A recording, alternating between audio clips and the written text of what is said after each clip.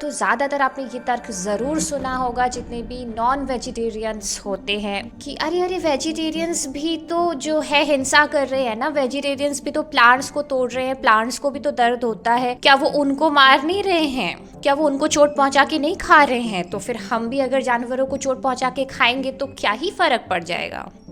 लेकिन आखिर कितनी सच्चाई है इस पूरे तर्क में, ये हमें ज़रूर जानना होगा, तभी आपको पता चलेगा कि भाई वो क्या बेसिक डिफरेंस है, वो क्या एज है, वो क्या एजी पॉइंट है, वो क्या पर्टिकुलर चीज़ है जो अलग करती है वेजिटेरियंस को नॉन वेजिटेरियंस से। अब वीगनिज्म के क्या एस्पेक्ट्स हैं नहीं है उस पर हम बाद में आएंगे, वीडियो के एंड में आएंगे, लेकिन अभी ये जो मेन तर्क है जो ज़्यादातर मांसाहारी लोग जो है वो पेश करते हैं, हम उसको एनालाइज करने की कोशिश करते हैं कि क्या क्या प्लांट्स को सही में तकलीफ होती है जब हम उन्हें काटते हैं या उखाड़ के खाते हैं इन कंपैरिजन टू एनिमल्स, जब उनका शिकार किया जाता है या जब उन्हें मारा जाता है और जब हम उन्हें खाते हैं। तो इस पूरी प्रोसेस को समझने के लिए सबसे पहले हमें समझना पड़ेगा कॉग्निटिव इवोल्यूशन की थ्योरी को। क्या है आखिर ये कॉग्निटिव इवोल्यूशन और किस तरीके से ये हमारे ब्रेन पे, हमारे बिहेवियर पे इफेक्ट करता है। अगर हम बिल्कुल लाइफ की शुरुआत में जाए दोस्तों, कि जब से लाइफ ने जो है उभरना स्टार्ट किया, जन्म लेना स्टार्ट किया एक तरीके से अर्थ में, हमारे सराउंडिंग्स में, तो जब एकदम बेसिक लेवल पे सेल्स डेवलप हुए और धीरे धीरे उन्होंने फर्दर प्रोग्रेस करना स्टार्ट किया, तो ये एक प्रॉपर्टी थी जिसे आप कहते हैं कॉग्निशन या कॉग्निटिव एबिलिटी, इसने भी धीरे धीरे डेवलप होना, इवॉल्व होना स्टार्ट किया। तो ये बेसिकली वो पूरी प्रोसेस है, वो पूरी स्टडी है जिसके थ्रू जो मेंटल प्रोसेसिंग कैपेबिलिटी है, जैसे कि problem solving skills, recognition, adaptiveness in a particular environment, cooperation, respond करना, पेन फील करना, मेमोरीज का क्रिएट होना, मेमोरीज के आधार पे एंजाइटी फील करना, तो इन सारी चीज़ों पे ये आधारित होता है, इसकी स्टडी जो है वो आधारित होती है। और जैसे जैसे इसका स्तर बढ़ता है इन सारी कैपेबिलिटीज़ का, कि जैसे कोई लिविंग बीइंग है वो अगर ज़्यादा इवॉल्व है तो उसमें कंपैरेटिवली ज़्यादा कॉग्निटिव एबिलिटी होगी, कॉग्निटिव स्किल होगी in comparison to a living being जो कि थोड़ा कम इवॉल्व्ड है। और जैसा कि आपको पता ही है कि ह्यूमन बीइंग्स अब तक के पूरे इवोल्यूशन के प्रोसेस में उनका ब्रेन अगर देखा जाए तो अब तक तो एटलीस्ट जितने नोन फैक्ट्स है, तो ह्यूमन बीइंग्स का बहुत हाई कॉग्निटिव स्किल्स पाया जाता है। तो इसी कॉग्निटिव इवोल्यूशन से चिपका हुआ कॉन्सेप्ट है पेन का भी दोस्तों। Yes, the physical pain which we feel, that also completely depends on this cognitive evolution theory। क्योंकि जो पेन है वो ज़्यादातर डिपेंड करता है अटेंशन, मेमोरी, इस टाइप की चीज़ों में, कि मेमोरी कितना है उस पर्टिकुलर ट्रॉमा का जो आप फील कर रहे हैं या आपने जस्ट इमीडिएटली एक मोमेंट पहले फील किया है, और साथ ही साथ अटेंशन कितना है आपका जब वो प्रोसेस आप पे हो रही है, कि जब पर्टिकुलर वो पेन का प्रोसेस आप पे डाला जा रहा है, आप पे एनफोर्स किया जा रहा है, तो उस मोमेंट में आपका अटेंशन कितना उस पे लगेगा।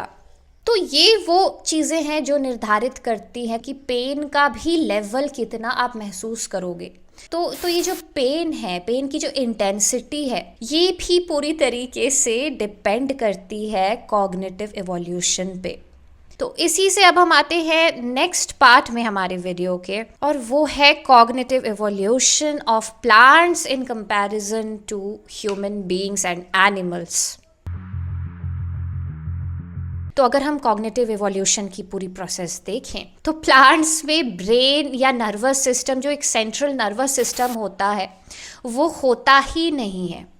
वही एनिमल्स में हम देखें तो एनिमल्स के पास ब्रेन भी होता है, एक सेंट्रल नर्वस सिस्टम भी होता है, और ह्यूमन बीइंग्स के पास तो ऑब्वियसली होता है। वो अलग बात है कि अगर हम एनिमल्स और ह्यूमन बीइंग्स का कंपेयर करें तो ये जो ह्यूमंस का ब्रेन है या सेंट्रल नर्वस सिस्टम है वो कॉग्निटिवली ज़्यादा इवॉल्व्ड है इन कंपैरिजन टू एनिमल्स। लेकिन वही चीज़ अगर हम प्लांट्स की बात करें तो प्लांट्स का तो खुद का ब्रेन और सेंट्रल नर्वस सिस्टम है ही नहीं। तो फिर आप बोलोगे कि अगर प्लांट्स का ब्रेन नहीं है, सेंट्रल नर्वस सिस्टम नहीं है, तो वो लिविंग बींग्स कहलाते ही क्यों है? वो आखिर काम कैसे करते हैं?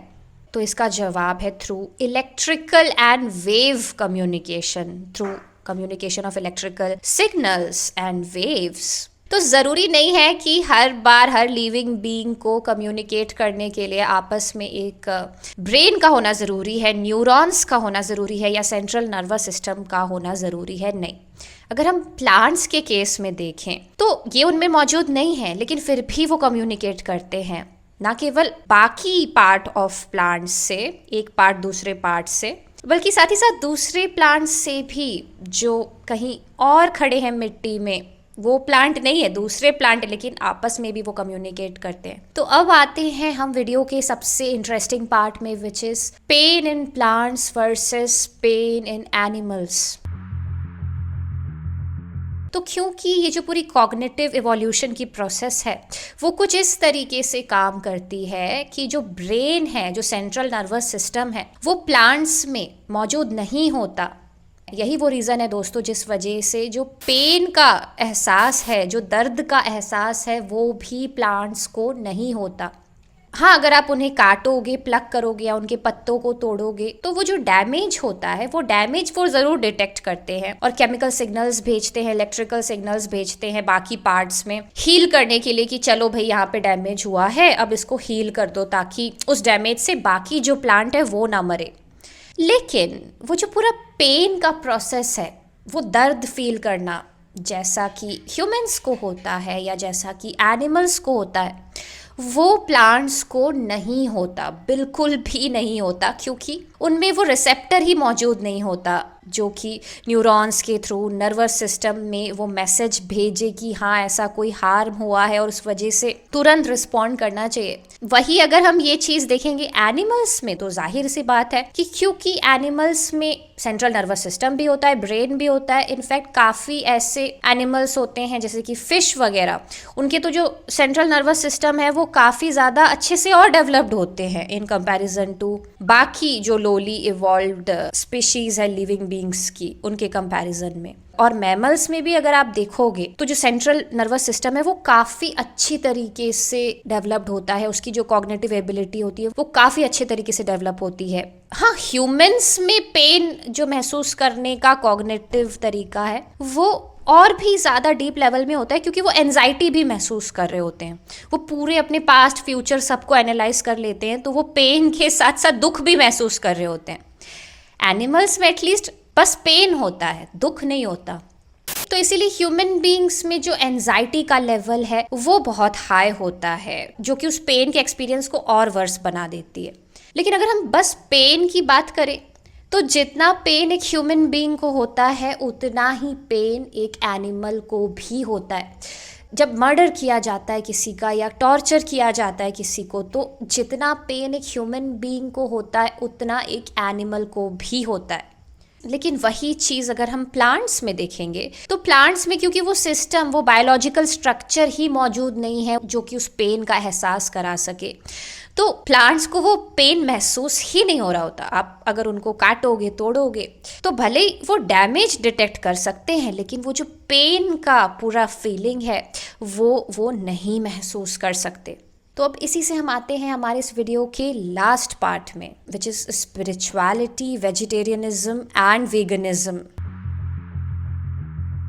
तो इस पूरे प्रोसेस को एक्सप्लेन करने के लिए मैं रेफरेंस पॉइंट लेना चाहूँगी एपी फ्रेमवर्क का। तो एपी फ्रेमवर्क बेसिकली एक डॉक्यूमेंट है जो कि पूरी तरीके से आचार्य प्रशांत की फिलोसॉफिकल कॉन्सेप्ट्स को एक्सप्लेन करता है ब्रीफली। तो क्योंकि मैं एक्टिवली वहाँ पे नॉन डुअलिटी पढ़ रही हूँ, वेदांत सेशंस की स्टूडेंट हूँ, तो इस वजह से मैंने सोचा कि आप लोगों को भी एक आइडिया मिल जाएगा कि what spirituality says about this concept when it comes to why vegetarianism over non vegetarianism और why veganism over non vegetarianism. So ethically, the framework generates specific commitments. Compassion, which requires self-knowledge, is valued over mercy, which merely reduces symptoms. तो जाहिर सी बात है कि ये जो पूरा framework है वो भी, और स्पिरिचुअलिटी को भी अगर आप देखेंगे कि जो ओरिजिनल स्पिरिचुअलिटी होती है वो भले मॉरल साइंस नहीं टीच कर रही होती, लेकिन कुछ एथिकल कमिटमेंट्स उसके ज़रूर होते हैं,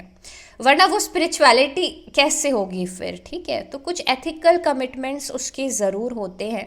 जैसे कि यहाँ पे भी बताया है कि कंपैशन जो चीज़ होती है, करुणा जिसे आप हिंदी में कहते हैं, उसे मर्सी के कंपैरिजन में ज़्यादा वैल्यू करना, कि अगर आप किसी को नहीं मार रहे हो तो इसीलिए नहीं मार रहे हो कि आप कोई मर्सी कर रहे हो उस पर, कि हाँ मैंने छोड़ दिया तेरे पे मर्सी करके, नहीं, बल्कि आप वहाँ पे कंपैशन एक्सप्रेस कर रहे हो, करुणा कर रहे हो, कि क्योंकि मेरे में भी वो कॉग्निटिव इवोल्यूशन मैकेनिज़्म है, क्योंकि मैं भी वो पेन महसूस कर सकता हूँ जो तू महसूस कर रहा है, तो मैं जानता हूँ वो पेन का एहसास क्या है, इसीलिए मैं तुझे नहीं मार रहा हूँ। ये कोई मर्सी नहीं है। निष्काम कर्म, action without desire or fruit, is the highest form of action. The moral threshold in the treatment of living beings is sentience, not cognitive complexity, which is the basis for the framework's explicit animal rights position. Animal rights के perspective से अगर हम देखें तो यहाँ पे हम ये कोई चीज़ नहीं एनालाइज कर रहे हैं कि कॉग्निटिव कॉम्प्लेक्सिटी किसकी ज़्यादा है किसकी कम है, इस वजह से हमें किसे मारना चाहिए नहीं मारना चाहिए, नहीं, या कोई मॉरल ग्राउंड नहीं तय कर रहे हैं कि मर्सी आपको करना चाहिए कि नहीं करना चाहिए, नहीं, बल्कि एक कंपैशन के नज़रिए से, करुणा के नज़रिए से देखा जा रहा है इस पूरे सिचुएशन को, और जो व्यू पॉइंट है वो सेंटियंस के बेसिस पे रखा जा रहा है। ये जो वर्ड यूज़ किया गया है सेंटियंस, तो उसके बेसिस पे एनिमल राइट्स का जो पूरा स्टैंड पॉइंट है उसको एनालाइज किया जा रहा है। और क्या है sentience? Sentience is that feeling which is common in both animals and human beings to feel pain, to perceive pleasure or emotions subjectively. तो ये वो एक चीज़ है जो कि कॉमन है एनिमल्स में और ह्यूमन में, और यही वो रीज़न है जिस वजह से स्पिरिचुअलिटी भी एडवोकेट करती है इस चीज़ को कि क्यों आपको एनिमल्स को नहीं मारना चाहिए। यहाँ पे कोई मॉरल लेसन नहीं टीच किया जा रहा है, बल्कि एक तरीका बताया जा रहा है कंपैशन का, कि भाई अगर आप में कंपैशन होगा तो वो चीज़ हर जगह दिखाई देगी। वो कंपैशन आपकी आपको लेके भी दिखाई देगी, आपके बॉडी के हर डिसीजन को लेके दिखाई देगी कि आप क्या खा रहे हैं, क्या पहन रहे हैं, किस तरीके से आपके रिलेशनशिप्स हैं,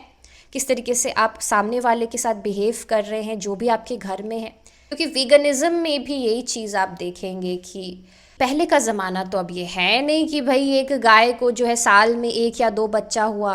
और फिर आपने उसमें से थोड़ा सा जो दूध है वो बच गया था, एक्स्ट्रा हो रहा था, तो वो आपने ले लिया, बाकी जो बछड़े ने जो है उसको पिया और थोड़ा दूध जो है आपने ले लिया और आपने उसका यूज़ किया। नहीं, अभी तो आप वैसा करते नहीं हैं, बल्कि अभी तो वो पूरी ही चीज़ फैक्टराइजेशन हो गई है एक तरीके से, कि एनिमल्स को भी इस तरीके से ट्रीट किया जाता है कि लगातार एक के बाद एक बेबी उनको ज़बरदस्ती करवाया जाता है, बहुत ही बुरे तरीके के प्रोसेसेस से। इंजेक्शंस भी कई बार दिए जाते हैं ताकि ज़्यादा से ज़्यादा बेबी पैदा हो सके, और अगर बेबी पैदा हो रहा है एनिमल्स का तो ज़्यादा से ज़्यादा मिल्क वो प्रोड्यूस कर सके। फैक्ट्री बन गया है ये सब कुछ, पहले की तरह नहीं रह गया है कि जहाँ पे आप बस बाय प्रोडक्ट की तरह यूज़ करते थे उस मिल्क को, बल्कि अब ऐसा हो गया है कि आप प्रॉफिट के लिए, कैपिटलिज्म के लिए उस चीज़ को यूज़ करने लगे हैं, बस यूज़ ही नहीं करने लगे, आप उसे एक्सपोर्ट या इंपोर्ट भी कर रहे हैं। ऐसा नहीं कि बस अपने लिए आपने एक बाय प्रोडक्ट था तो यूज़ कर लिया, अब आप उसको बेच भी रहे हैं, उसे इंपोर्ट भी कर रहे हैं ताकि मुनाफा बना सके। इंडस्ट्रियलाइजेशन का हिस्सा हो गया है वो।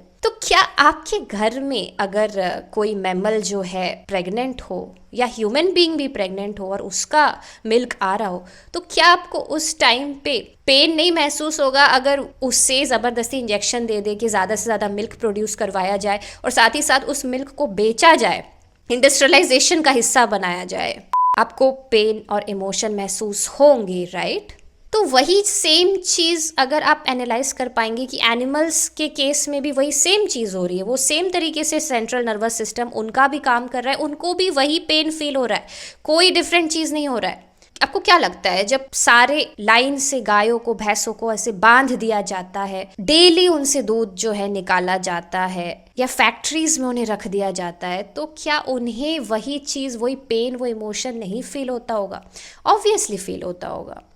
अगर वो पेन उसको महसूस हो रहा है, अगर वो पेन मुझे महसूस हो रहा है, अगर ये सारी प्रोसेस जो है मेरे या मेरे जैसे स्पीशीज़ दूसरे पर्सन के साथ हो रही होती, मेरे स्पीशीज़ के किसी दूसरे पर्सन के साथ हो रही होती, तो मैं क्यों पढ़ूँ इस चीज़ में कि उसको पेन देना है। तो इससे यहाँ पे आप कंपैशन कह सकते हो। ये कोई मर्सी नहीं है, बल्कि एक करुणा है कि आप कर सकते थे उस चीज़ को, फिर भी आपने नहीं किया।